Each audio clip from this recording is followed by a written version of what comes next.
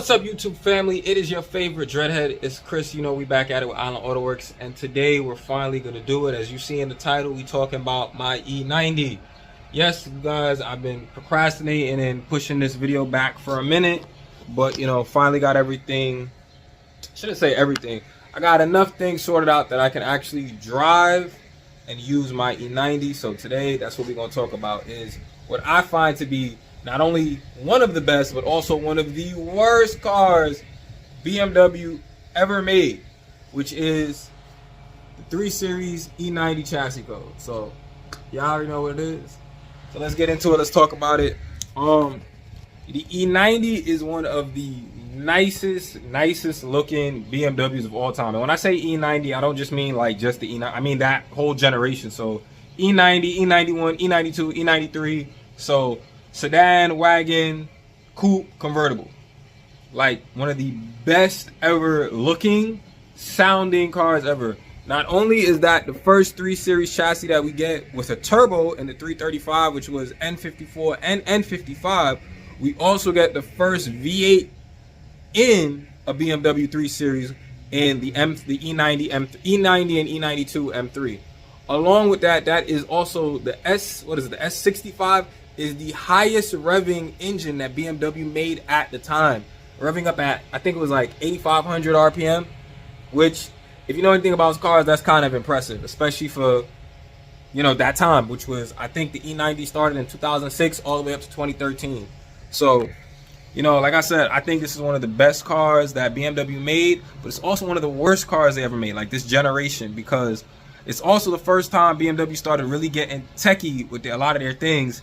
And if you've ever owned the E90, you know you get problems with like the footwell module, you get communication issues, you get so many different like that mid 2000s to early 2010s like was just pure hell in terms of electric gremlins with BMWs. Like me personally, I've had to change so much shit on this car to make it work and get it back to running. It's like it's not worth it.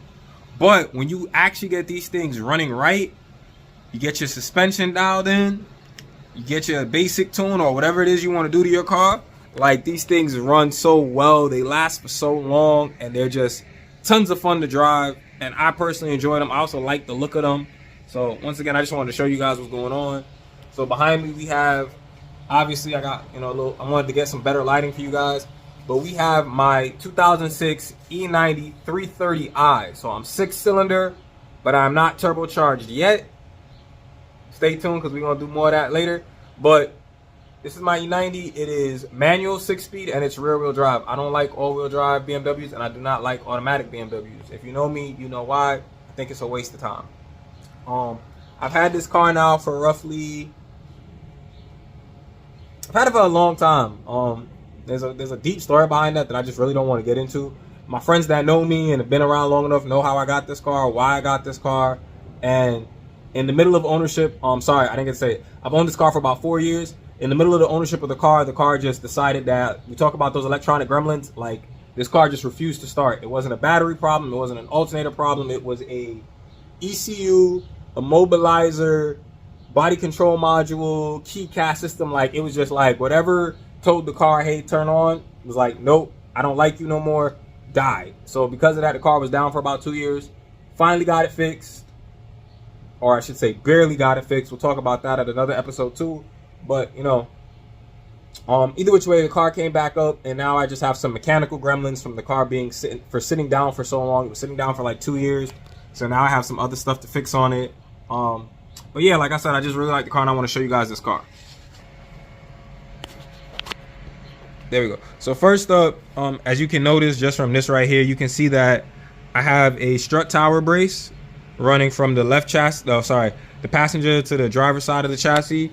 It is, whoa, hold on you guys, I don't like the way this is doing. All right, we're back. Just having some technical difficulties. But yeah, we have a Megan Racing strut tower brace. BMWs from 2005 up typically came with a factory strut tower brace, which is this black bar in the rear.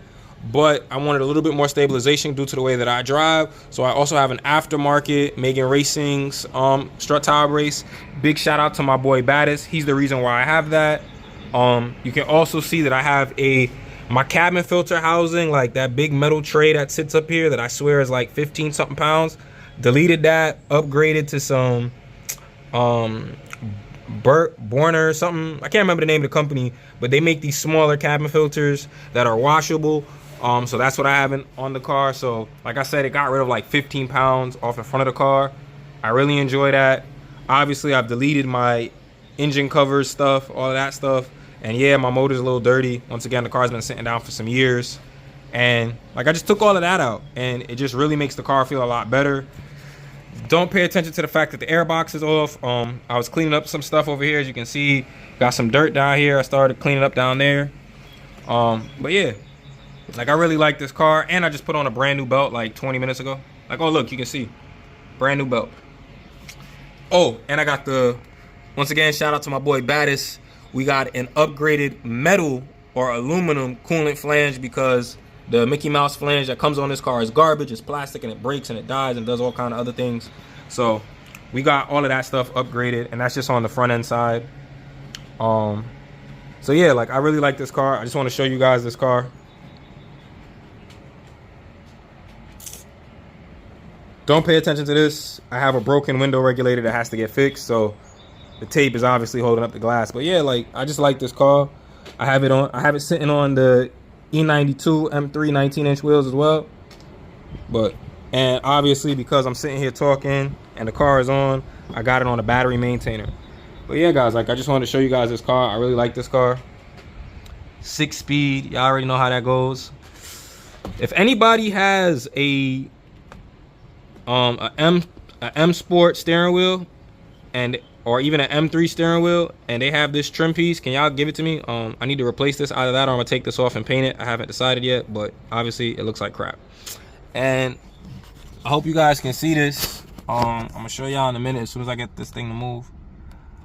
I barely have any miles on this car. That's another great thing I like about this car. Like I have under 80,000 miles on a damn near 20-year-old car. Like, do you understand how amazing that is? Like, let's turn this off. Boom. But yeah, guys. Oh, and I got a rear seat delete that I'm trying to work on. So, but yeah, like I said, E90 is one of the coolest cars that BMW made, but it's also one of the worst cars due to the electrical gremlins and some basic mechanical problems. Like I said, I don't like all-wheel drive, nor do I like automatic BMWs. And when BMW got known for their automatic and all-wheel drive issues, was pretty much in this car. Like the automatic the transfer cases in these cars went like bad really quickly. The transmissions used to mess up. Like, I don't want that kind of headache. I've never had a problem with a rear-wheel drive E90. I've never had a problem with a manual E90. Like, I've never heard the complaint. So obviously I got mine. The parts for these are pretty easy to find too. Like, you can find an M Sport bumper or M3 bumper for these things relatively easy. Like, I just think it's a really nice car. Like, I think it's a perfect car, to be honest. You just have to be willing to put up with all the electrical headaches, and that's it. Like, that's really all it is. Like, you just got to be willing to put up with the electrical headaches, because the maintenance on this is pretty easy too. And I don't support, I know a lot of you guys watch the Street Alpha podcast. Big shout out to them. Boom. I just want to give them a shout out and put their picture or something over here. I like those guys. Obviously, I watch them. I think they're really cool. But what I don't support is when people go on and bash an engine because they don't want to put in the work. Like, if you don't want to put in the work, you don't want to put in the work. That's your personal preference. But that motor is like really dope, and it came in this chassis. And for those that watch the Street Alpha podcast, y'all know exactly what I'm referring to. First chassis that came with a twin turbo motor, E90, which was the N54. Eventually got upgraded to the N55. N55 stayed around for like 10 years. Then you get the B58, but all of that is based off of what? N55.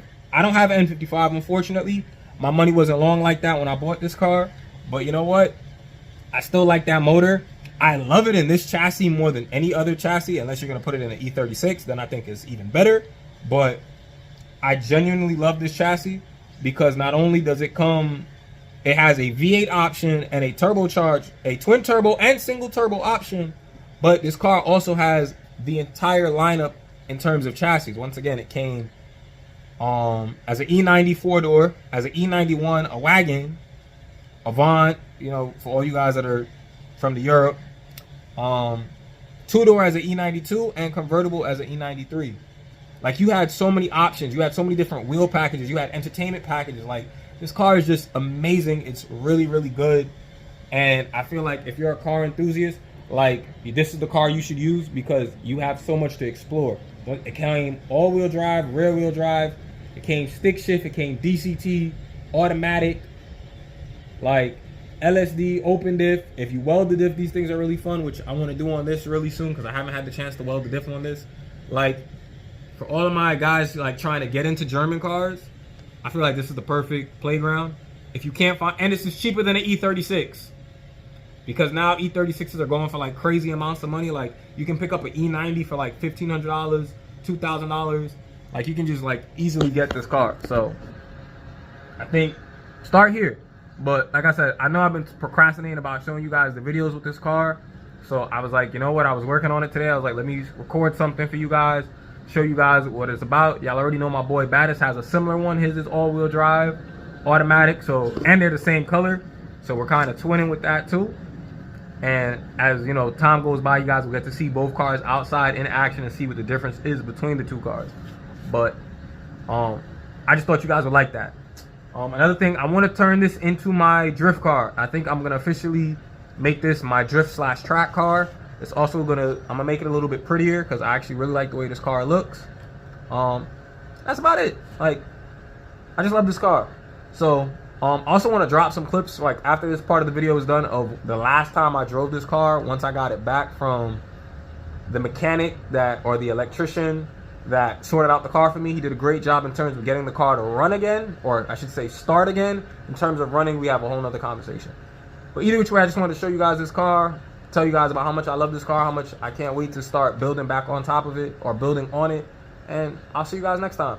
Appreciate you guys for watching. Stay tuned, stay blessed. Love y'all. Peace.